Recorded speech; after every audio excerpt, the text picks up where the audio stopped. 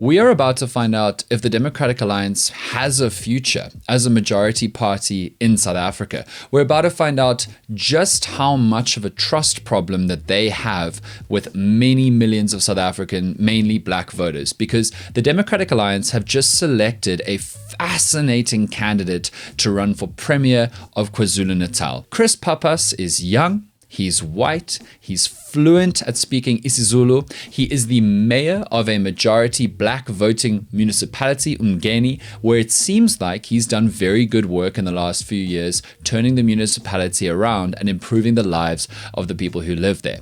So he's the premier candidate against the ANC, against the IFP, for a political party that many millions of South Africans fundamentally distrust and many say they will never vote for, but he's in many ways just unlike anything that the DA has put forward before. So this is the issue with Chris Pappas, the new premier candidate of the Democratic Alliance in KwaZulu Natal. So let's be honest. The Democratic Alliance is a fundamentally unlikable, untrustworthy party that may or may not be the last horcrux of apartheid in the eyes of lots and lots of particularly South Africans of color, especially since 2019, but even before then.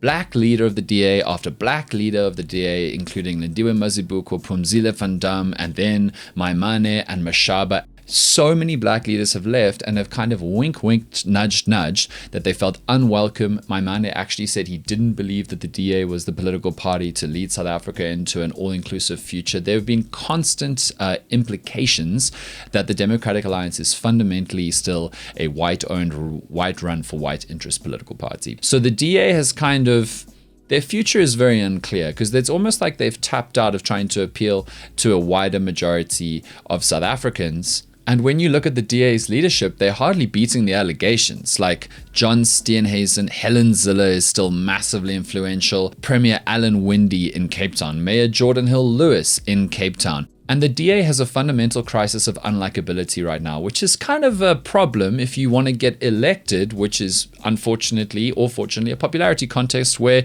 you want to be able to vaguely like the person before you vote for them to put them in power and represent you.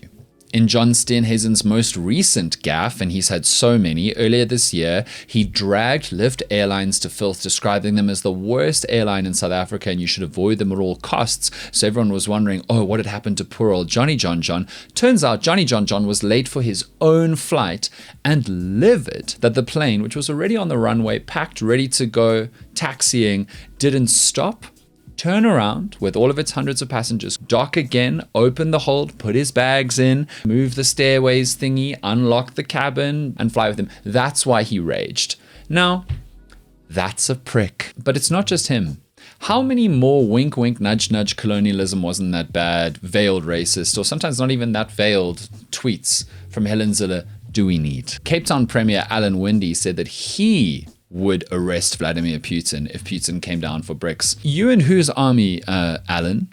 The Karen Community Watch Groups, ADT? I don't know. So the DA are fundamentally not trusted by many, many, many millions of people of color and others.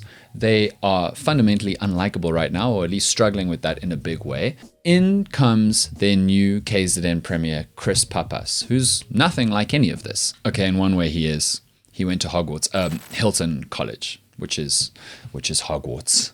Chris Pappas was born and raised in rural KwaZulu Natal. White guy, learned fluent isiZulu from one of the people who was caring for him, one of the women who he credited as partly raising him, went to Hilton, became interested in politics. When he was at university, was on the SRC, but not with the DA, it was with COPE, lol.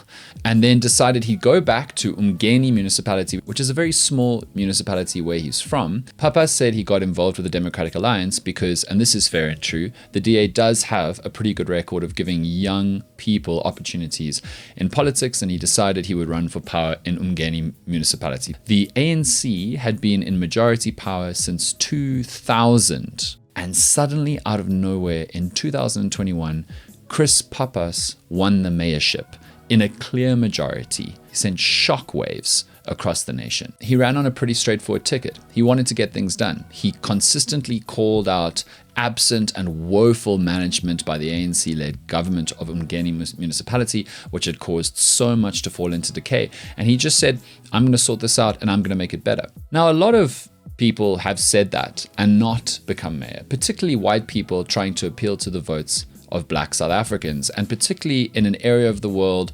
I think the DA only won Umgeni municipality in the whole province. KZN is super interesting right now because since Zuma was deposed from the ANC, many Zulu voters have abandoned the ANC and started to vote for the IFP again. There are lots of very close contested elections, but the DA has not done that much better in most of KZN. It's between the IFP and the ANC. And before 2024, everybody is twirling. You saw Buthelezzi's funeral, Ramaphosa and everybody else for the Zulu vote in Kwa-Zulu Natal. But it was still incredible and a real shock that a DA mayor would exist in 2021 anywhere in Kwa-Zulu Natal. But that's not the only reason why Pappas is so interesting. So young, white, speaks isiZulu, and by the way, there's a lot of really interesting data on the use of language by anybody and how it affects listeners. It turns out that anyone instinctively trusts somebody speaking their language well and properly more, like on a subconscious level. And then even on a conscious level, just the effort by Pappas to be able to speak and to care and to invest in Zulu people probably made a big difference through the language. But he also attended Buthelezzi's funeral. Pappas is also openly gay. There's some very bad homophobia in South Africa. That's incredibly significant. In fact, in preparation for this video, a number of people alerted me to something that I didn't know, which is that this isn't the first time that a premier candidate of an established political party is openly queer. Lynn Brown was the ANC premier in 2008 and 2009, if I remember correctly. And Pappas has definitely done impressive things as mayor in Umgeni. He's managed to settle 12 million rands worth of debt. He's increased the number of households that have access to free basic services, listen to this, from 133 to 3,005. I had to read that just to make sure that I got it right. That is huge. He also managed to get an unqualified audit when it was formally qualified for the municipality's books. He's done a lot of good work and impressed a lot of people. And he has pledged to be hyper-transparent with the work that he's done. Pappas is constantly loudly complaining when things are going wrong and saying what they're going to do about it and taking small steps and big steps to improve the daily lives of the people in Umgeni.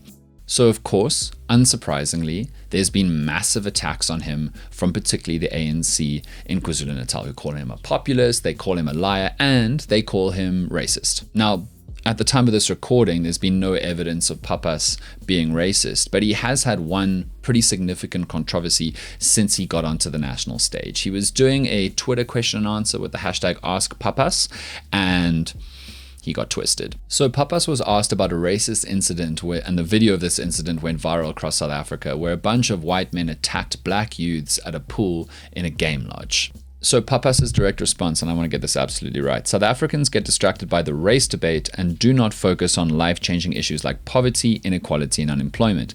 We let politicians drive hatred or distractions based on color and don't fix our real problems. So he was immediately attacked for being very insensitive and ignoring the massive issue of racism and how it really affects people day to day in South Africa. It is largely in line with the DA's messaging, though. The DA and Pappas thinks that BEE is a failed experiment and a disaster and should be done away with. They're all trying to look at race less, which is super convenient when you're white. And that means that a lot of people got very upset by his proclamation. They were like, how could you just say that we shouldn't take race incidents seriously, or we shouldn't take this kind of awful on-camera caught disaster, this abuse, like it is not emblematic or symptomatic of the overall experience of being black in South Africa at the hands of white people. Pappas in response said he wasn't talking about racism. He wasn't saying stop complaining about or talking about racism. He said the race debate. Now, I understand that little shimmy, but at the same time, you did say the real issues and then listed a bunch of what Pappas you thought were real issues, and none of them were racism. I don't actually think that your spin spun us that well. Pappas has also been giving back to the ANC as hard as they're giving him. In a certain area of his municipality, there was no electricity for a while, and there were protests and disruptions and burning of tires that was trying to block major highways. And Pappas accused the ANC of supporting and trying to stimulate that strike action to embarrass him or make him seem incompetent. And then there was a big fight over whether or not the failure to provide electricity in that area was the fault of the ANC government and Eskom or the local government and Chris Pappas' administration. And that's kind of the story up until this moment. And now in the next 12 months or so, we're going to learn a lot about the DA, and I think in particular Black South African or South African voters of color across the country. Because Pappas is really unusual in the DA too. He's from a small town in rural South Africa. He speaks fluent isiZulu. He has already got the votes of, by some reports, a 75% black voting municipality as mayor. He seems to have done pretty well. He seems popular and like he's making the right moves. And he is certainly better than the rest of the Democratic Alliance, at least the white members of the Democratic Alliance, at understanding what is important to and the needs of black voters, at least in his very, very, very small, to be clear, very, very, very small municipality. And he's going to run on the ticket of fixing things, which is basically what everybody is doing because there's an acknowledgement that the country is radically broken. Even the ANC is running on fixing things. But Pappas is still running for the Democratic Alliance in an area where the IFP and the ANC are the power brokers, where so many people are connected to those two political bodies, and where there's a fundamental distrust of the Democratic Alliance because of the DA's whole pretty consistent history of giving black South Africans a good reason to distrust them. And so how Pappas does might well give really good indications of how damaged the DA is as a brand in the eyes of most South Africans, or if there is a path here for them. Of course, maybe they should just have some black leaders and back them and support them. And so most South Africans go, black leaders are welcome in this party that wants me to vote for them. But maybe there's another route with somebody like Pappas to show that if you offer a different kind of leader, then people are willing to hear you out. And I think it's going to be interesting in the next 9 to 12 months because Pappas might have to walk a balancing act where he might have to appeal on his own track record and his own identity and success and try as hard as he can to leave the national leadership or John Steenhuisen out of the picture. Because we know that that national DA thing is not going to win a whole lot of votes in Kwa-Zulu Natal. So that's the issue with Chris Pappas. Thank you so much for watching. As always, please like and subscribe and follow and all the good things. We don't want you to miss anything. And we want more people to see this show and get talking with us about what's going on in South Africa as we head into an election year. You can hear the full version of this conversation on our podcast, which is on Spotify. You can go find it. And in the bio, or at least the captions of this video, you'll see all of our social media. We're everywhere. See you next week.